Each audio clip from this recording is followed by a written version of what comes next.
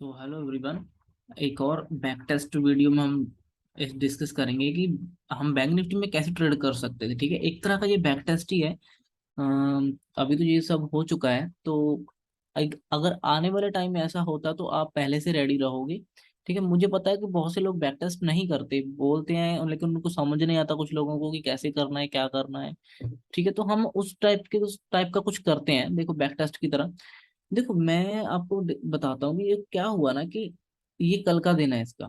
ठीक है, यहाँ पे 2-3 बार इसने रिजेक्शन लिया, ऊपर जाने की कोशिश की, देखो यहाँ से ऊपर जाने की कोशिश की।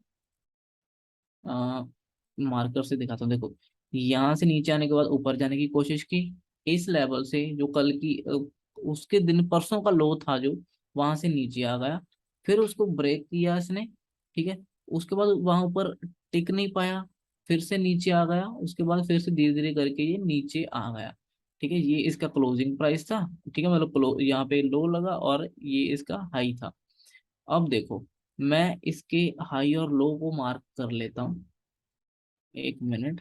हाँ, देखो मैं इसके हाई और लो को, ये इसका लो है, इसको लो को मार्क कर लिया मैंने। ठीक है, और ये इसका जो क्लोजिंग था कल, सॉरी जो कल का हाई था, मैं उसको मार्क कर लेता हूँ। ये मैंने एक जोन बना लिया, ये एक जोन है। ठीक है, क्यों?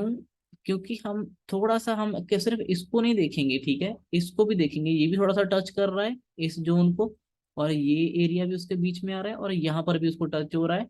तो इसको अब आगे अगर मैं एक्सटेंड कर देता हूँ ना, तो आज का दिन भी देखो ओपन इसके नीचे ही हुआ। ठीक है, और यहाँ से फिर इसने रिजेक्शन लिया, रेजिस्टेंस फेस किया, और नीचे की तरफ आ गया। अब इसके पीछे का लॉजिक क्या है, थोड़ा सा वो देखते हैं।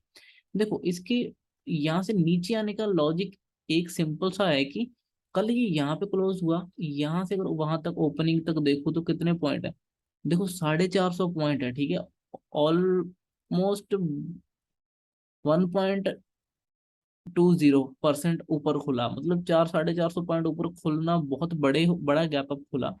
तो इतना बड़ा गैप अप खुल के, इतना बड़ा गैप अप खुल के यहाँ से और ब्रेकर के ऊपर नहीं जा सकता। ठीक है, ऐसे नहीं मार्केट मूव करता जनरली। इसको अगर ऊपर निकलना होता ना, ऊपर जाना होता, तो इसको यहाँ पर क्लोज नहीं होना चाहिए था, थोड़ा ऊपर आकर यहाँ कहीं क्लोज होता, और फिर आज थोड़ा सा ऊपर यहाँ खुलकर होल्ड कर देता पूरा टाइम। कुछ टाइम, एक आधा घंटा फिर ब्रेक करता, फिर ये आ सकता था ऊपर। तो इसी हिसाब से अगर हम देखें तो ये बहुत बड़ा गैप अप खोला पहले तो। उसके बाद दूसरी चीज ये है कि यहाँ पर ये एक सेलिंग जोन है। ठीक है, यहाँ से सेलिंग आई कल भी, यहाँ से गिरा, फिर जाने की कोशिश की, फिर गिरा, फिर ट्राई किया, फिर गिरा। तो आज भी अगर उसके अंदर ही खुला, देखो उसके अंदर या तो ऊपर खुलता। देखो इन ये जो लोग है ना, जितने ये सेलर है, इन सभी का, ये जो सेलर है यहाँ पर जो नीचे लेकर है, इनका सभी का स्टॉप लॉस यहाँ कहीं होगा, इस हाई के ऊपर। ठीक है ना, या इस जोन के ऊपर ही होगा सभी का स्टॉप लॉस। अगर तुझे ऊपर खुलता है यहाँ पे, या ऊपर निकल जाता कैसे भी करके, तो फिर इनके स्टॉप लॉस हिट होते, फिर यहाँ से एक मूव आ सकता था। लेकिन ये खुला उसके अंदर, अंदर खुलने के बाद इन लोगों को और मौका मिल गया सेल करने का, जैसे ऊपर गए इन्होंने सेल कर दिया। ठीक है, यहाँ से इनको फिर से छोटा सा स्टॉप लॉस मिला ऊपर लगाने के लिए, फिर से वो नीचे लेकर आ गए। ठीक है, तो यहाँ पर इतना बड़ा गैप खोला, इस वजह से ये जा नहीं पाया, और सेलर फिर से हावी हो गए। और अगर मैं इसकी बात करूँ, देखो यहाँ से इसने ट्राई किया, नीचे आ गया, फिर होल्ड किया, फिर नीचे आ गया, तो इसने देखो लोअर लो लगाया यहाँ पर, अगर देखा जाए तो इतने एरिया में इसने ये एक लोअर लो बनाना शुरू कर दिया। इस एरिया में हो लो, लोअर लो बनाकर नीचे आया, फिर उसको रीटेस्ट करने गया, फिर कंटिन्यू फॉल, फिर रीटेस्ट ऊपर की तरफ आया थोड़ा सा, फिर कंटिन्यू फॉल। तो ऐसे करके देखो सीधा सीधा नीचे आ गया, काफी अच्छा पैटर्न बनाकर नीचे। अब अगर इसको 1 मिनट में देखें, हम इसको कैसे ट्रेड कर सकते थे 1 मिनट में। पहली तो यही है कि इतना बड़ा गैप अप खुल गया। ठीक है, इतना बड़ा गैप अप खुलने के बाद हमें और कॉन्फिडेंस नहीं आता कि और ऊपर जाएगा। 400-500 पॉइंट पहले खुल गया, तो और कितना जाएगा। देखो 400 पॉइंट खुल, 450 पॉइंट खुलने के बाद भी ये और ऊपर गया 140 पॉइंट, सॉरी 150 पॉइंट है ना। तो कितना हो गया, 500-600 पॉइंट का मूव हो चुका। इतना भी मार्केट बैंक निफ्टी नॉर्मली करता है दिन में, 300 पॉइंट, 400 पॉइंट। तो ये 600 पॉइंट तो वैसे ही 500-600 पॉइंट होगा, तो और कितना जाएगा। तो यहाँ पर हम क्या कर सकते थे, यहाँ पर इस लो से, यहाँ से इसने लो मारा सुबह पहली कैंडल में, वहां से इसका ऐसे ट्रेंड लाइन लगा सकते थे एक, ऐसे करके इसमें ट्रायंगल बना सकते थे। ट्रायंगल में देखते हैं किस साइड ब्रेक होता है, नीचे ब्रेक हुआ, यहाँ पे एंट्री कर सकते थे। इसके ऊपर स्टॉप लॉस रख सकते थे और कंटिन्यू हमें फॉल मिल सकता था। ठीक है, एक तो ये हो गया। दूसरा देखो, ये जो उसने लो लगाया था, यहाँ पर जो 2 बार इसने टच किया, उसी को अगर स्टैंड कर दें तो उसी को टच किया देखो। जब यहाँ से एम पैटर्न सा बनाकर नीचे आ गया है और फर्स्ट टाइम इसको टच करने जाएगा, तो यहाँ पर इसको सेल कर सकते हैं। रेड कैंडल देखकर छोटी सी सेल कर देते, छोटा सा स्टॉप लॉस बनता, फिर से कंटिन्यू फॉल मिलता। डे लो का हम एक कल के लो तक का हम टारगेट रख सकते थे।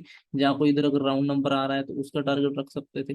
तो ये सिंपल ट्रेड था बैंक निफ्टी में। आई होप कि आपको थोड़ा बहुत कुछ समझ आया होगा इसके बारे में, कि इसको कैसे ट्रेड करना था। अब देखो, जैसे जैसे नीचे आता है उसको वैसे मार्क करते जाओ लेवल्स। जैसे मान लो ये लेवल्स है, ठीक है, ये इसके लो थे, मैं इसको वैसे मार्क कर लेता हूँ, लो। ठीक है, मार्क कर लिया। अब इससे टच हो रहा था, पहले सपोर्ट ले रहा था, ब्रेक हो गया, नीचे आया, टच किया नीचे से ऊपर की तरफ टच किया, रेजिस्टेंस मिला, फिर नीचे आ गया। अब ये जो इसका लो था ये वाला, इसको भी लाइन में आगे ले जाता हूँ, स्टैंड कर लेता हूँ लाइन मार्कर।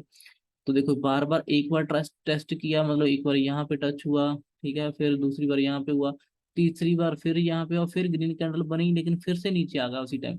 उसके बाद फिर ये धीरे धीरे करके नीचे आ गया, तो इसको आप देख सकते हो। ठीक है, और यहाँ पर छोटा सा ऐसे फिर से ट्रेंड लाइन सा बनाने की कोशिश कर रहा था।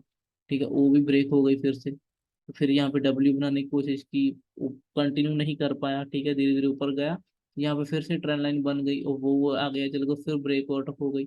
यहाँ पे एंटर हो सकता था छोटा स्टॉप लॉस, लेकिन यहाँ पे देखो, मेक श्योर कि अगर आप यहाँ कहीं एंटर कर रहे हो, तो उसके पास अगर आप यहाँ स्टॉप लॉस लगा रहे हो, यहाँ पे एंटर हो रहा है, उसके आगे 1:2 तो होना चाहिए टारगेट। ठीक है, कम से कम 1:2। जब 1:3 का तो उस स्पेस होना चाहिए उसके आगे उतना मूव करने के लिए। अब अगर यहाँ पे हम एंटर करते, तो इसके पास इतना ज्यादा बड़ा मूव नहीं है। ठीक है, ऑलरेडी इतना पूरे दिन से मूव निकल चुका है। तो ये बातों को थोड़ा सा ध्यान में रखा करो। आई होप कि आप प्राइस एक्शन को थोड़ा सा समझे ही होंगे कि हम कैसे इसके बारे में डिस्कस कर रहे हैं इसको। ठीक है, तो आने वाले टाइम में ये आपके काम आएंगे। सो इस वीडियो में इतना ही है। ठीक है, thank you so much for watching this video, bye.